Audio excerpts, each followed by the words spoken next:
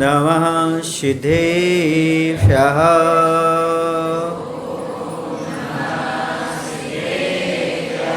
ॐ नमः सिद्धेभ्यः।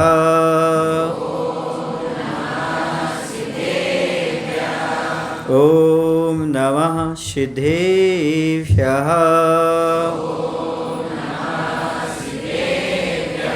मङ्गलं भगवान् वीरो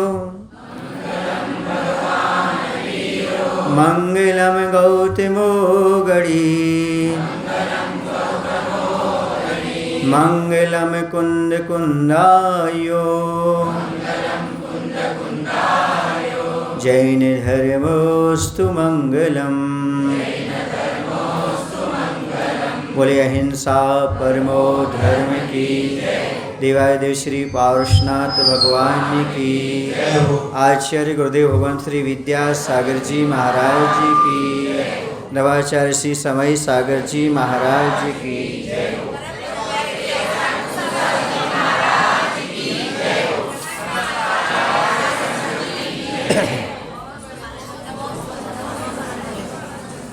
एक पक्षी उड़ रहा है, आसमान में उड़ता चला जा रहा है। उड़ते उड़ते यह भूल गया कि मैं कितनी ऊंचाई पर आ गया हूँ और कितनी दूरी पर आ गया। जब वह नीचे दृष्टि डालता है तब उससे मालूम पड़ता है नीचे तो पानी के अलावा कुछ नज़र नहीं आ रहा है। जितनी दूर तक दृष्टि दे जाता है, आगे भी पीछे भी आजू भी बाजू में जहाँ देखो वहाँ पानी ही पानी नज़र आ रहा है। कहने का तात्पर्य है वो आसमान में ऊपर उड़ रहा है, नीचे समुद्र है और वह पीछे लौट नहीं सकता। उसके पंखों में क्षमता नहीं बची। कितने दूरी तक निकल चुका है जहाँ से उसने उड़ान भरी थी। लौट कर यदि वह वहाँ आना चाहे तो वह पुनः आ नहीं सकता। बीच में ही उसकी ताकत समाप्त हो जाएगी, मरण हो जाएगा। वह घबरा रहा है, आखिरकार मैं अब करूँ क्या, कहाँ जाऊँ। और समुद्र के बीच में तो कोई वृक्ष होता नहीं, वहाँ कोई टापू दिखाई दे नहीं रहा है। अब करे क्या। संसारी प्राणी की भी यही दशा है। वह अनंत काल से यह विषयों की उड़ान भर रहा है और नीचे संसार का समुद्र पड़ा हुआ है। अब लौट करके कहाँ से आया था उसे पता नहीं। अनादिकाल से यात्रा उसकी चल रही है। जहाँ देखता है वहाँ पर ही अनंत संसार दिखाई देता है। अब करे क्या। उस पक्षी की तो किस्मत अच्छी थी कि सामने से जहाज आता हुआ दिखाई दे गया। उसने शांति से जहाज का अवलोकन किया। ऊपर मस्तूल लगा हुआ था, धीरे से उतर करके मस्तूल पर बैठ गया और अब निश्चिंत हो गया। अब तो हम किनारे पर कहीं ना कहीं तो लग जाएंगे, ये निश्चित है। उसे आशा हो गई, उसे विश्वास जाग गया। उसने सुकून की सांस ली और उसे लगा जैसे मुझे नया जीवन प्राप्त हो गया। ये पंछी की बात हमने बता दी। पंछी कोई दूसरा नहीं है, हमारी आत्मा है। हमारी आत्मा अनादि काल से विषयों की उड़ान में चल रही है। हमें पता नहीं हम कहाँ से चल कर के आए हैं और आगे पता नहीं कहाँ तक पहुँच जाएंगे। जहाँ देखो वहाँ पर मात्र डूबना डूबना नज़र आ रहा है। एकमात्र देव शास्त्र गुरु की जहाज है जो यदि दिखाई दे जाए उस पर उतर जाओ तो तुम्हें नया जीवन प्राप्त हो सकता है। जैसे उस पक्षी के लिए नया जीवन प्राप्त हुआ, वैसे ही पंचम काल में आचार्य भगवंत विद्यासागर जी महाराज को देख करके हम सब पंछियों को एक विश्वास हुआ, एक नया जीवन मिला कि हम गुरु के पास पहुंच जाएंगे। गुरु रूपी जहाज में बैठ करके हम किनारे पर लग जाएंगे।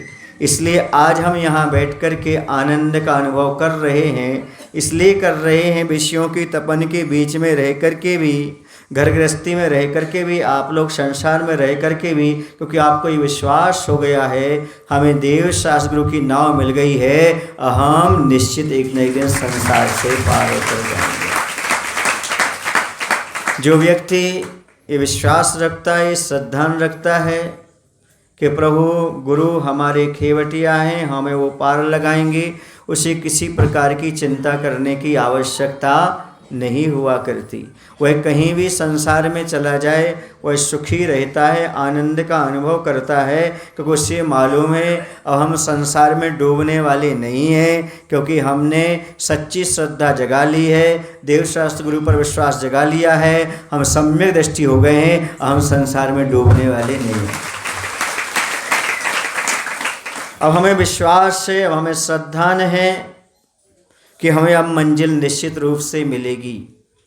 और हमें ना तो ज़्यादा उड़ने की ज़रूरत है, ना परिश्रम करने की ज़रूरत है, और ना समुद्र के पानी से डरने की ज़रूरत है, ना संसार से डरने की ज़रूरत है। बस नाव में जैसी जैसी व्यवस्था बताई जाए वैसी व्यवस्था पालते जाओ। ऐसे गुरु महाराज जैसा कहते जाते हैं वैसे करते जाओ, तुम्हारी नैया अपने आप पार हो जाएगी। सच्चा भक्त, सच्चा शिष्य वही होता है जो अपने जीवन की नैया गुरु के हाथ थमा देता है। सच्चा शिष्य, सच्चा भक्त वही होता है जो अपने जीवन की नैया गुरु के हाथ थमा देता है, और सच्चा गुरु वही होता है जो भक्त और शिष्य की नैया को उस पार लगा देता है। ये विश्वास आपको भी होना चाहिए कि यदि हमने सच्चे देवशास्त्र गुरु की शरण को स्वीकार कर लिया है तो हमें संसार में अब ज़्यादा भटकने की आवश्यकता नहीं है, हमें दुखी होने की आवश्यकता नहीं है, यहाँ वहाँ पंख फड़फड़ाने की ज़रूरत नहीं है, इधर उधर माथा टेकने की ज़रूरत नहीं है, यहाँ वहाँ भागने की ज़रूरत नहीं है, क्योंकि जो हमें बीच समुद्र में इतनी बड़ी जहाज़ मिल गई जिसमें लाखों लोग, हजारों लोग सहारा पाकर के पार उतर गए हैं। कई बार नाव आई है, गई है, कई बार लोग निकल गए हैं, तो आपको श्रद्धान होना चाहिए भीतरा गुरु की, प्रभु की नाव मिली है, हम भी इसमें सवार होकर के एक दिन पार उतर जाएंगे। बीच में किसी प्रकार की हरकत नहीं करना, बीच में किसी प्रकार का प्रलोभन में नहीं फंसना।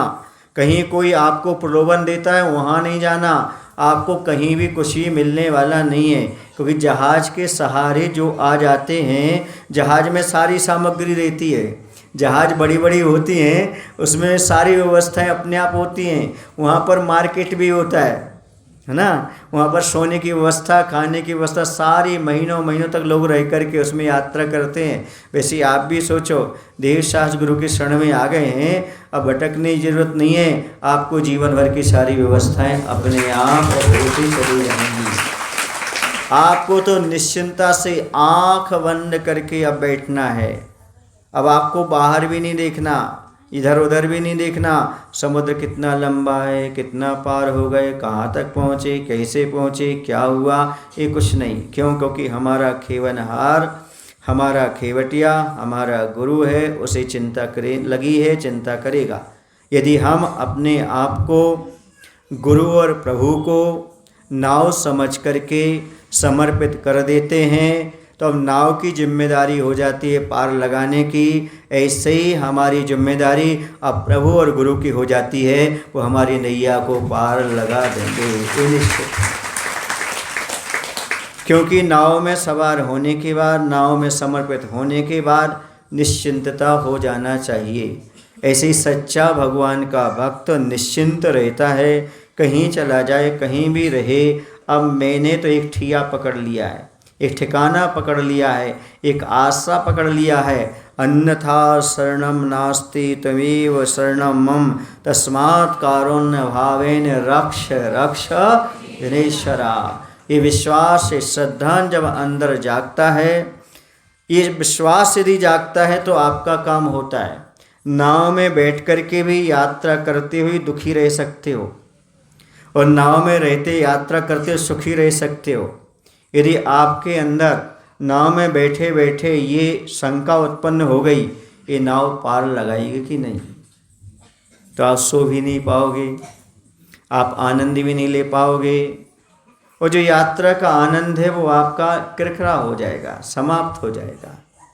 बहुत सारे लोग हैं जो यात्रा तो करते हैं लेकिन डरते हैं नाव में बैठने से। नाव में बैठने के बाद भी डरते हैं। नाव थोड़ी सी हिलती है ना तो वो घबरा जाते हैं। नौका विहार करने वाले भी बहुत डरते हैं। जब मालूम है नाव को पकड़ लिया, नाव पलट भी जाएगी तो उसमें पानी अंदर आने वाला नहीं है, कुछ भी गड़बड़ी होने वाली नहीं, ध्यान रखना। पर आदमी शंका से ग्रस्त हो जाता है तो पार होते हुए भी नहीं होने के बराबर रहता है। और जो व्यक्ति देवशास्त्र के ऊपर श्रद्धा रख के, नाव पर श्रद्धा रख करके बैठ जाता है, वह शांति से रहता है, सुकून से रहता है, अपना निश्चिंत हो जाता है। अब तो मेरा बेड़ा पार करने वाले और कोई नहीं है, हमारे बीतरागी प्रभु और गुरु हैं, वो हमें पार एक ना एक दिन निश्चित लगा देंगे, ये विश्वास है। जैसे टिकट लेने के बाद आप ट्रेन में बैठ जाते हो, निश्चिंत हो जाते हो। यदि आपको 24 घंटा का सफ़र हो तो आप कोई विकल्प नहीं करते, अच्छी बर्थ ढूंढते हो और क्या करते हो, निश्चिंत होकर के सो जाते हो। ऐसे ही जहाज़ में भी होता है, जो पानी में चलती है वो तो हफ्तों महीनों तक चलती रहती है, 15 20 दिन तक चलती रहती है। उसमें आदमी निश्चिंत होकर के सोता रहता है। बाहर क्या घटना घट रही कोई चिंता नहीं करता, क्योंकि वह चलाने वाला सारा का संकेत करता रहे, सब बताता रहता है। उसी प्रकार से अपने जीवन में हमारे लिए गुरु सब बताते रहते हैं, समझाते रहते हैं। हमें तो मात्र निश्चिंत होकर के यात्रा करना है। समझ में आया ना? मैं बोला करता हूँ, आचार्य हाई को लिखते हैं तो मैं भी लिखता हूँ, पर कभी आपको व्यक्त नहीं किया। आज मौसम आ गया ऐसा बताने का तो बता रहा हूँ। गुरु को नाव बना बैठा तू, फिर क्यों तनाव में। जब गुरु को नाव बना लिया है तो तनाव चिंता क्यों करता है? वो तुम्हारे लिए निश्चित पार लगाने वाला है। तनाव उनको हो जिसने गुरु को नाव ना बनाया हो। मैं तो हमेशा कहता हूँ गुरु को नाव, बोलो, गुरु को नाव बना बैठा तू, फिर क्यों तनाव में। यदि गुरु को हमने नाव बना लिया है तो फिर हमें तनाव टेंशन लेने की ज़रूरत नहीं है, क्योंकि वो हमारी नैया को निश्चित पार लगा देंगे। बीतरागी प्रभु गुरु कभी मझधार में नहीं छोड़ते। क्या नहीं करते? मझधार में नहीं छोड़ते। कुछ लोग आए हैं अभी खजुराहो होकर के, आचार्य समय सागर जी पास होकर के, समदा सागर जी पास होकर के, और ये भी कह के आए हैं महाराज जी, महाराज का और समय चाहिए चातुर्मास के बाद, ऐसा कहकर आए।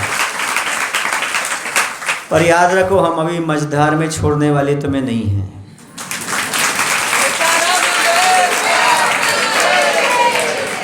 लेकिन ध्यान रखना, सो जाओगे तो छोड़ देंगे, ये भी शर्त है उसके साथ। सो गए तो छोड़ देंगे, जगे रहोगे और हमेशा जो कहेंगे वो करते रहोगे तो ठीक है, वरना हम और यात्रियों का नुकसान नहीं करेंगे, तुम्हारे पीछे रुक कर के नहीं बैठेंगे। और का भी हमें भला करना है, और का भी कल्याण करना है, उनको भी साथ में नाव में लेके जाना है। अभी आसपास के गांव के लोग आए, सुबह भी उन्होंने निवेदन किया, कुछ लोगों ने, महाराज हमारे गांव पधारो। तो मैं कहना चाहता हूं कि आप उनका नुकसान नहीं करिएगा, जल्दी जल्दी काम करिएगा। आप भी नाव में बैठ करके उतरिएगा, उन्हें भी नाव में बैठ करके आगे बढ़ने दीजिएगा। सब साथ साथ चलेंगे, अच्छा आनंद आएगा। अभी आप लोग जब से चातुर्मास से नाव में बैठे हैं, कैसा लग रहा है? बहुत अच्छा। तनाव में हो कि नहीं? दुखी हो कि नहीं? चिंता है कि नहीं? क्यों नहीं है? क्योंकि सारी चिंता मैंने ले लिया, आपकी सारा तनाव मैंने ले लिया। बस ऐसा श्रद्धान बना के चलो कि हमारा प्रभु ऊपर बैठा हुआ है, हमें घबराने की आवश्यकता नहीं है। संसार में हमने भगवान को तो नहीं देखा, पर अपने गुरुओं को देखा है, उनकी क्षमता को देखा है। समझ गए ना? इस पंचम काल में भगवान तो मात्र दूर से निमित्त जैसे दिखते हैं, अगर हमें पार लगाने वाले हमारे गुरु महाराज हुआ करते हैं।